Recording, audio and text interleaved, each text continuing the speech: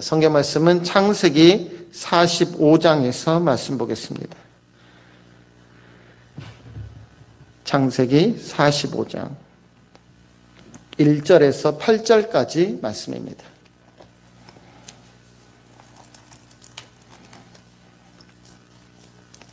구약성경 창세기 45장 1절에서 8절까지 말씀. 우리 천천히 한 목소리를 함께 합독하겠습니다. 요셉이 시종하는 자들 앞에서 그 정을 억제하지 못하여 소리질러 모든 사람을 자기에게서 물러가라 하고 그 형제들에게 자기를 알리니 그때 그와 함께한 다른 사람이 없었더라. 요셉이 큰 소리로 우니 애굽 사람에게 들리며 바로의 궁중에 들리더라. 요셉이 그 형들에게 이르되 나는 요셉이라. 내 아버지께서 아직 살아 계시니까. 형들이 그 앞에서 놀라서 대답하지 못하더라. 요셉이 형들에게 이르되 내게로 가까이 오소서. 그들이 가까이 가니 이르되 나는 당신의 아우 요셉이니 당신들이 애굽에서 판 자라. 당신들이 나를 이곳에 팔았다고 해서 근심하지 마소서. 한탄하지 마소서. 하나님이 생명을 구원하시려고 나를 당신들보다 먼저 보내셨나이다. 이 땅에 2년 동안 흉년이 들었으나 아직 5년은 밭갈이도 못하고 추수도 못할지라. 하나님이 큰 구원으로 당신들의 생명을 보존하고 당신들의 후손을 세상에 두시려고 나를 당신들보다 먼저 보내셨나니 그런즉 나를 이리로 보낸 이는 당신들이 아니요 하나님이시라. 하나님이 나를 바로에게 아버지로 삼으시고 그 온 집의 주로 삼으시며 애굽 온 땅의 통치자로 삼으셨나이다. 아멘. 오늘은 인도하시는 하나님이라는 제목으로 말씀을 나누도록 하겠습니다. 하나님께서는 세상 모든 사람들을 인도하시는 분이십니다. 세상 모든 만물을 다스리시는 분이십니다. 그 하나님께서는 전능하셔서 하나님의 뜻대로 세상 모든 만물을 섭리하신 분이십니다. 그런데 이 같은 하나님을 믿지 않는 사람들이 세상에 너무나도 많지요. 하나님 존재 자체를 부정하는 사람들도 있고요. 세상에는 신이 없다라고 이야기하는 무신론자들도 있어요. 세상에 신이 있다면 어떻게 세상에 악한 사람들이 이렇게 판을 칠 수 있느냐 하면서 세상에 선한 신은 없다. 세상에는 악한 신들만 있다라고 이야기하는 사람들도 있어요. 그러나 하나님의 말씀은 하나님께서는 뜻대로 악을 내버려 두시는 것처럼 보이지만 결국은 악을 선으로 갚으신다라는 것이요. 하나님께서는 악한 것들을 때때로 허용하시는 것처럼 보이셔요. 세상의 고통을 묵인하는 것처럼 보이지만 세상의 악하고 세상의 고통, 근심 이런 모든 것들을 통해서 하나님께서는 선한 목적으로 이끌어 가신다라는 거예요. 우리의 고통을 통해서 결과가 선하게 만드셔요. 택한 백성이 근심하는 것을 통해서 하나님에게서 멀어지게 만드는 것이 아니라 하나님을 더 가까이 가도록 만들어 가셔요. 택한 백성이 악한 세상 속에서 환난을 당하지만 그 환난을 통해서 믿음이 식어지는 것이 아니라 더 강하고 담대히 갈 수 있도록 하나님께서 만들어 가셔요. 하나님은 인도하신 분이십니다.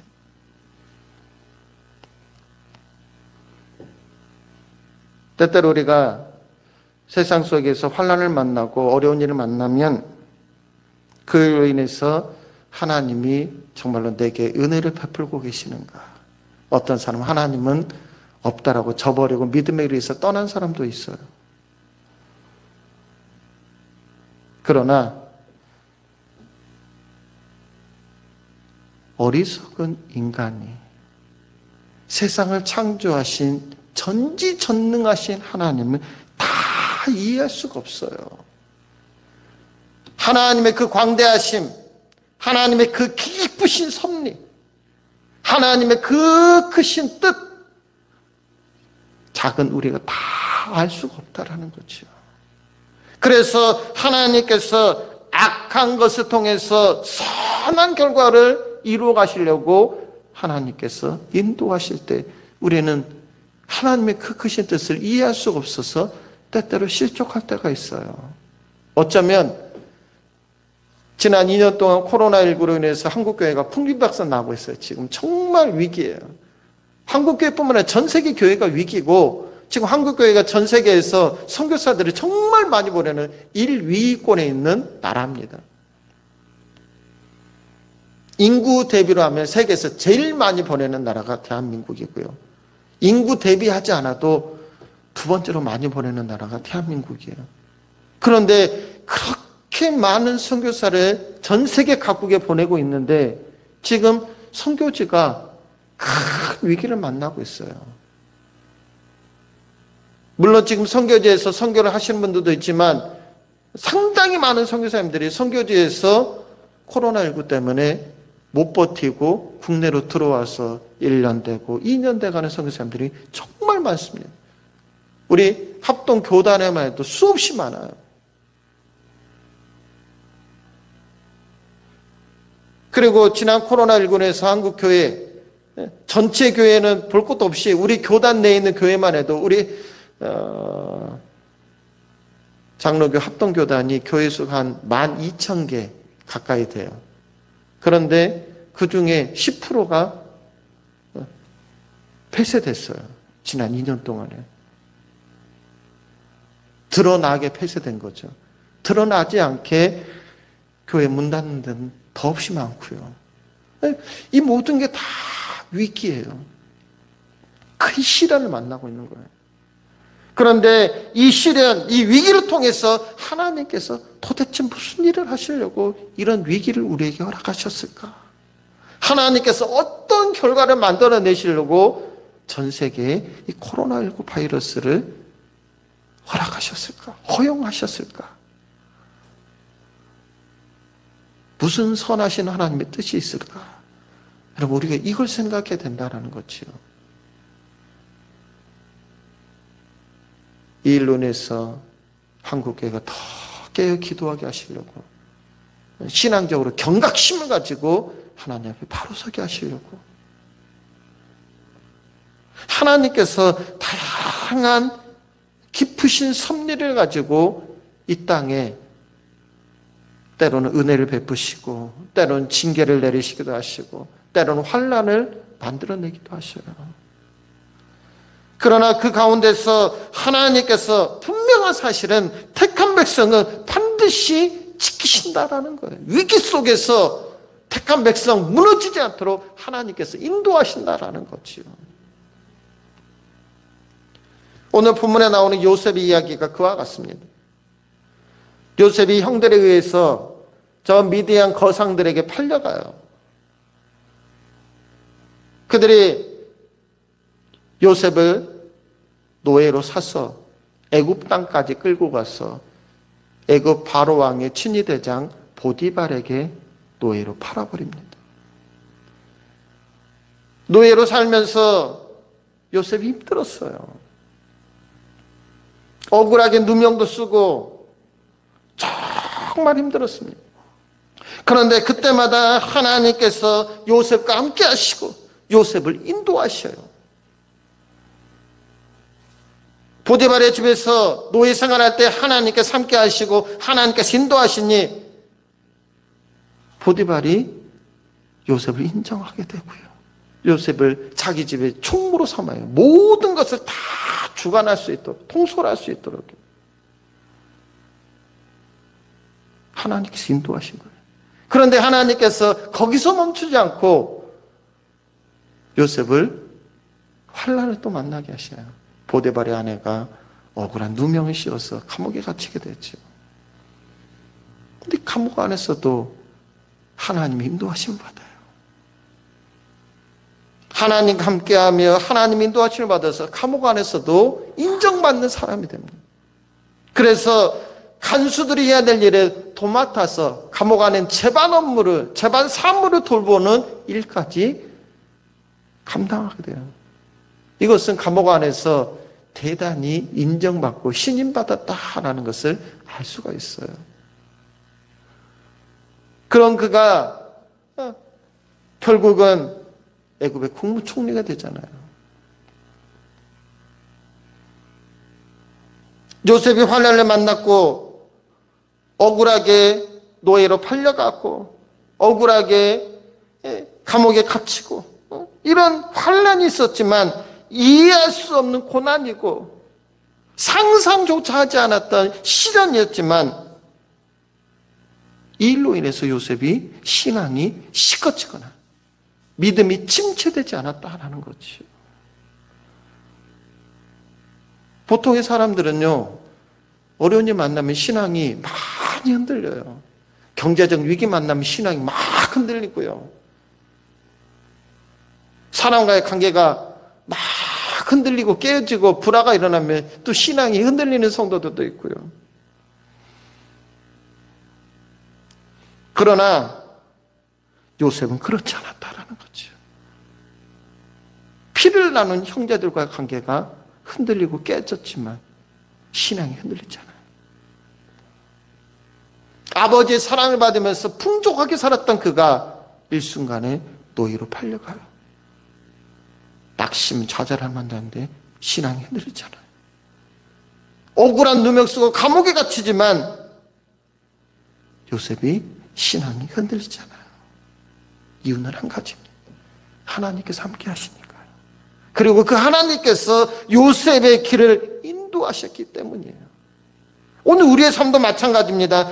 요셉처럼 시련도 당할 수 있고 어려운 일도 만날 수 있고 그 어려움이 육체적인 고통이 될 수도 있고 경제적인 것이 될 수 있고 사람과의 문제가 될 수 있고 다양한 것이 생겨날 수 있어요. 그러나 그 가운데서 하나님께서 함께 하시고 하나님께서 인도하시면 결국은 승리한다라는 사실이에요. 하나님께서 요셉을 애굽의 국무총리로 세우십니다. 애굽 땅에 7년 풍년이 들었을 때 요셉이 지혜롭게 애굽 전역에서 먹고 남은 곡식들을 창고에 다 모읍니다. 세금을 거쳐서 다 모아요. 쓰고 남는 것이 워낙 많으니까요. 엄청난 풍년이라서 곡식이 버려지면 안 되기 때문에 그것들을 다 걷어 모았습니다. 풍년이 끝나고 흉년이 시작됩니다. 흉년 첫 해에는 그래도 먹을 거 있었어요. 그러나 두 번째부터는 먹을 것이 사라져갑니다. 그러니 애굽 백성부터 시작해서 가나안 인근에 있는 사람들까지 애굽으로 대거 몰려들어요. 그래서 애굽에 저장되어 있는 곡식을 돈을 주고 사지요. 흉년 두 번째 해, 그 해에 자신을 미디안 노예 상인에게 팔았던 형제들이 곡식을 사러 애굽 땅에 찾아와요. 이것은 악한 사람들에게는 복수할 기회라고 생각하지만 요셉은 그렇게 생각하지 않았습니다. 하나님께서 만드신 화평의 자리라고 요셉은 생각해요. 나에게 해코지라고 나를 억울하게 환난에 빠지게 하고 그랬으면 보통 사람들은 기회가 오면 복수를 하잖아요. 그런데 요셉은 그러지 않았다라는 거지요. 기근을 통해서 요셉이 그의 형제들의 애굽 땅에서 다시 만났죠. 만나서 요셉이 형제들을 시험하고 형제들의 마음의 상태가 어떤지 테스트를 하지만 그것은 형제들을 죽이려고 하는 그런 복수가 아니었다라는 거지요. 결국 오늘 본문 말씀 보면은 요셉이 형제들에게 자신을 밝히지요. 자신이 그 옛날 형들이 팔았던 동생 요셉이라는 것을 밝히고 자신을 드러내요. 형을 만들어냈다라는 거죠. 형제들은 악을 행하였으나 하나님께서는 그 악을 선으로 갚으셨다라는 것입니다. 이게 하나님의 뜻이었습니다. 그렇게 하나님께서 인도하셨어요. 우리 삶도 마찬가지지요. 그리스도인들이 나에게 해코지라고 나를 핍박하고 박해하는 자가 있으면 똑같이 복수하고 그러면 누가 예수 믿겠어요? 그런데 우리 예수님께서 말씀하시잖아요. 누가 내 오른뺨 치면 왼뺨 내어주라 그래요. 원수까지도 사랑하라고 말씀하셔요.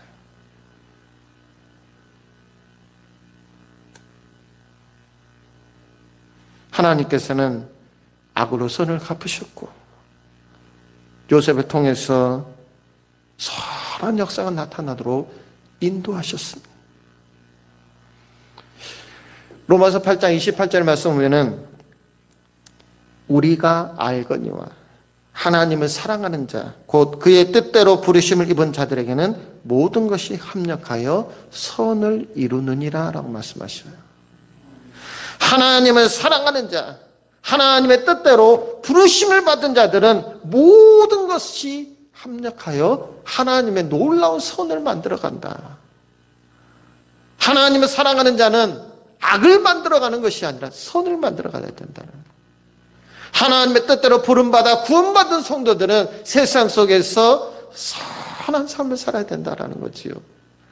그래야지 하나님의 자녀다운 모습으로 우리가 살아가는 거예요. 근데 그러지 못하고 복수하고 그러지 못하고 자꾸만 분노하고 하면서 누군가를 해치는 모습을 가지고 있으면 이건 그리스도인다운 모습이 아니고 하나님의 자녀다운 모습이 아니다라는 것이죠. 요셉은 형제들에게 곡식을 나눠주면서 이야기를 합니다. 앞으로 흉년이 지금 2년째니까 앞으로 흉년이 5년이 더 남았다. 5년이 더 남았다. 그러니 5년을 대비해야 된다. 걱정하지 말고 하나님께서 나를 이곳에 보낸 목적은 당신들을 살리고 당신들의 후손을 살리기 위함이다. 그 옛날 우리 조상 아브라함 자신의 증조 할아버지 아브라함 그 아브라함에게 하나님께서 하셨던 말씀 하늘의 별과 같이 바다의 모래알같이 하나님께서 후손을 넘치게 하신다고 말씀하셨는데 흉년 들어서 아브라함 후손들이 다 굶어 죽어버리면 하나님의 약속은 깨져버리는 것이지요. 하나님께서는 아브라함에게 주셨던 그 복을 이삭에게 주시고 이삭에게 주셨던 복을 야곱에게 주시고 야곱의 후손들을 통해서 하나님께서 이스라엘 백성이 가득하게 하늘의 별처럼 모래알처럼 가득하게 만드시려고 하시는데 그 일을 위해서 하나님께서 요셉을 쓰시고 그렇게 만드는 과정 속에서 형제들이 요셉을 애굽 땅에 팔았지만 이것은 다 하나님께서 하신 일이다. 과정이 악한 일들이 있었지만 형제들이 악을 행했지만 하나님께서는 형제들의 악한 마음을 통해서도 하나님의 선한 역사를 이루셨다라는 것이지요.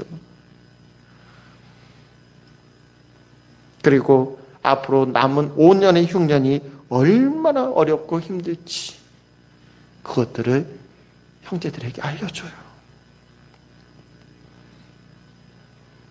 그리고 애굽 땅에 많은 식량이 보관되어져 있으니 남은 흉년 하나님께서 우리를 구원하시려고 이렇게 나를 먼저 보내셨으니 형제들에게 두려워하지 말고 내가 그 옛날 동생을 미디안 노예 상인에게 팔아서 동생이 복수할 줄 알았는데 오히려 복수하지 않고 우리에게 선을 행해요. 이것이 하나님의 인도하심 받는 그리스도의 모습이고 이것이 하나님의 자녀의 모습이다라는 거예요. 하나님께서는 우리를 사랑하셔서 우리를 구원하시기 위해서 독생자 예수 그리스도 이 땅에 보내주셨습니다. 예수님께서는 핍박받고 고난당하고 채찍질 당하였지만 도살장으로 끌려간 어린 양처럼 침묵하셨어요. 이같이 하신 것은 우리를 구원하시기 위함이죠. 하나님께서는 그렇게 우리를 구원하시는 분이셔요. 형제들이 요셉을 판 것, 그리고 형제들이 흉년을 만난 것, 하나님께서 멸망시키려고 그런 것이 아니라 더 큰 구원의 계획을 가지고 그렇게 만들어 가셨다라는 것이죠. 예수님께서 십자가 지신 것, 예수님을 죽이려고, 예수님께서 가시면류관 쓰고 채찍 맞은 것, 예수님을 없이 하려고 그런 것이 아니라 예수 그리스도의 십자가를 통해서 더 놀라운 부활을 이루시기 위해서, 그리고 그분이 승천하시고 다시 재림하셔서 세상을 심판하실 수 있도록 하나님께서 세워놓은 큰 구원의 계획이다라는 거지요. 요셉을 통해서 하나님께서 온 세상을 구원하시려고 하는 계획을 이미 세워놓으셨고, 그렇게 하나님께서 인도하셨다라는 거지. 그러니 어떤 일을 만나도, 무슨 일을 만나도 우리는 낙심하거나 실망하면 안 돼요.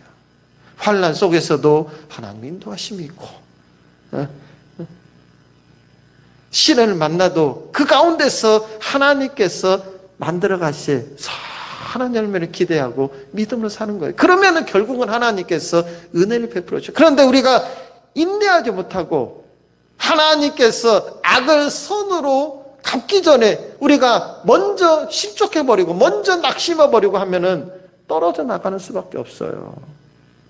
그러나 흉년이 들어도 믿음 지키고, 노예로 팔려가도 믿음 지키고, 감옥에 붙들려가도 믿음 지키고, 하나님 인도하심을 바라고 나가면 결국은 하나님께서 악을 선으로 갚고 하나님께서 놀라운 은혜를 베푸신다는 사실, 이 사실을 기억하고 항상 믿음으로 어려운 일이 있어도 하나님께서 행하실 그 은혜를 기억하면서 믿음으로 나아가는 우리 성도 되시기를 주님의 이름으로 축원합니다. 기도하겠습니다. 살아계신 아버지 하나님, 은혜를 감사합니다. 하나님께서 환난 속에 있는 요셉을 끝까지 인도하시고 지키셨던 것처럼, 그리고 요셉 또한 믿음으로 항상 하나님과 동행하였던 것처럼 하나님 오늘 우리에게도 은혜 내려주셔서 날마다 하나님 인도하심 받게 하시고 날마다 믿음으로 주님과 동행하는 귀한 삶을 살아갈 수 있도록 은혜 내려주시옵소서. 어려운 일을 만나도 힘든 일을 만나도 낙심하지 않게 하시고 하나님께 모든 걸 맡기고 하나님께서 선하게 역사하실 줄 믿고 믿음으로 나아가는 우리 성도들 되도록 은혜 내려 주옵소서. 예수님 이름으로 기도드립니다. 아멘.